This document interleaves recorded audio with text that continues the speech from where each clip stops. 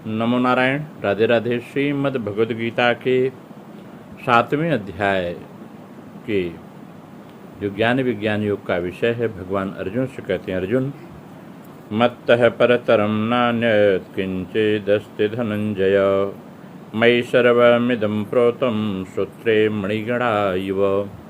भगवान कहते हैं कि हे धनंजय, मेरे सिवाय इस जगत का दूसरा कोई किंचन मात्र भी कारण अथवा कार्य नहीं है। जैसे सूत की बनी हुई मणियाँ सूत के धागे में पिरोई हुई होती हैं, ऐसे ही यह संपूर्ण जगत मेरे में ही ओतप्रोत है, मेरे में ही बना सना है। मत्तः परतरम नान्यत् किंचिदस्ति धनंजय। हे अर्जुन, मेरे सिवाय दूसरा कोई कारण नहीं है, मैं ही सब संसार का महाकारण हूँ। जैसे वायु आकाश से ही उत्पन्न होती है, आकाश में ही रहती है और आकाश में ही लीन होती है, अर्थात आकाश के सिवा वायु की कोई पृथक स्वतंत्र सत्ता नहीं है, ऐसे ही संसार भगवान से उत्पन्न होता है और भगवान में स्थित रहता है और भगवान में ही लीन हो जाता है, अर्थात भगवान के सिवाय संसार की कोई पृथक स्वतंत्र सत्ता नहीं है। यहाँ पर तरम कहकर भगवान सबका मूल कारण बताया गया है कि मूल कारण के आगे कोई कारण नहीं है, अर्थात मूल कारण का कोई उत्पादक नहीं होता। भगवान ही सबके मूल कारण है। यह संसार अर्थात देश काल व्यक्ति वस्तु घटना परिस्थिति आदि सभी परिवर्तनशील हैं, परंतु जिसके होनेपन से इस सब का होनापन दिखता है, अर्थात जिसकी सत्ता से ये सभी दिखते हैं, वह परमात्मा इन सब में परिपूर्ण है।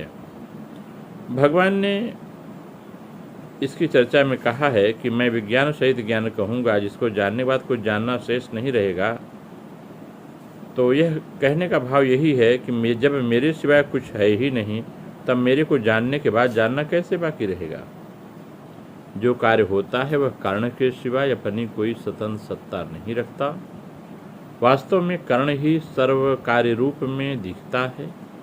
इस प्रकार जब कर्ण का ज्ञान हो जाएगा, तब कार्य कर्ण में लीन हो जाएगा। कार्य की अलग सत्ता प्रतीक नहीं होगी। एक परमात्मा के सिवाय कोई कर्ण नहीं है, ऐसा अनुभव स्वतः हो जाएगा। मयि सर्वमिदं प्रोतं श्रोत्रे मणिगणा इव। यह सारा संसार सूत में सूत की ही मणियों की तरह मेरे में पिरोया हुआ है, अर्थात मैं ही संसार के में व्याप्त हूँ।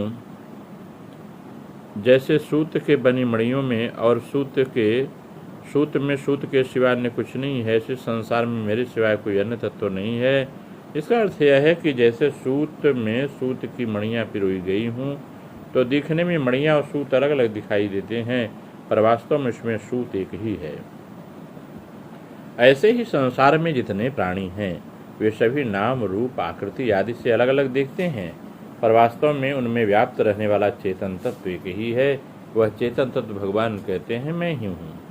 क्षेत्रज्ञम चापि मा विद्धि सर्व क्षेत्रेषु भारतः। मणिरूप अपरा प्रकृति भी मेरा स्वरूप है और धागा रूप परा प्रकृति मैं ही हूँ। दोनों में मैं ही परिपूर्ण हूँ, व्याप्त हूँ। साधक जब संसार को संसार बुद्धि से देखता है, तब उसको संसार में परिपूर्णता रूप से व्याप्त परमात्मा नहीं देखते।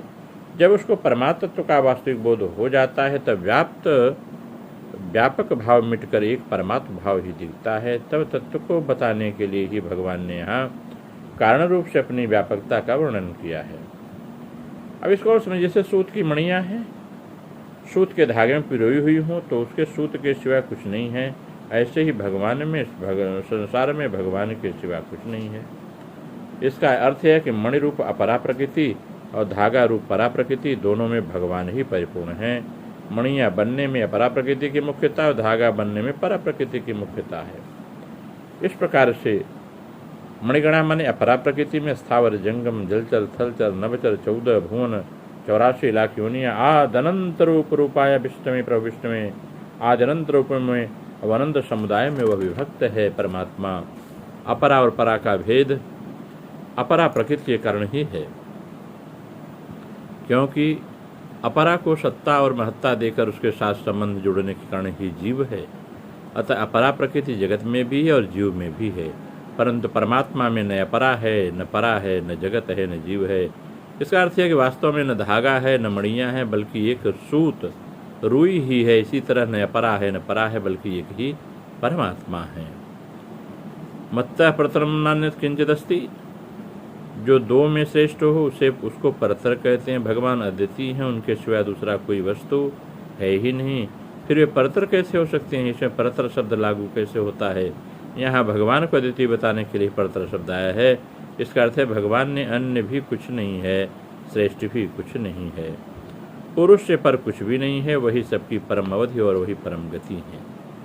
इसकी अगर हम आध्यात्मिक व्याख्या करें क्रिया योग के माध्यम से तो यह बात और स्पष्ट होकर साफ साफ निकल के आती है, जिसे भगवान ने कहा है। आध्यात्मिक व्याख्या करें जो क्रिया योग के माध्यम से व्याख्या की गई है। जिस प्रकार मणिगण सूत्र का आश्रय लेकर मणिमाला के रूप में अवस्थित रहते हैं, उसी प्रकार कूटस्थ चैतन्य का आश्रय करके जीव जगत प्रकाशित होता है। सूत्र के बिना जैसे माला का अस्तित्व नहीं रह सकता, उसी प्रकार कूटस्थ के बिना जीव का अस्तित्व नहीं रह सकता। जिस प्रकार माला के भीतर सूत्र गुप्त भाव से रहकर माला का धारक होता है, उसी प्रकार ब्रह्म सूत्र रूप में गुप्त रहकर जगत जीव को प्रकाशित करते हैं। इसलिए कूटस्थ ही सब विषयों के कारण रूप में वर्तमान है। यह कूटस्थ ही कुल कुंडलनी शक्ति के रूप में है, यही जीव शक्ति है।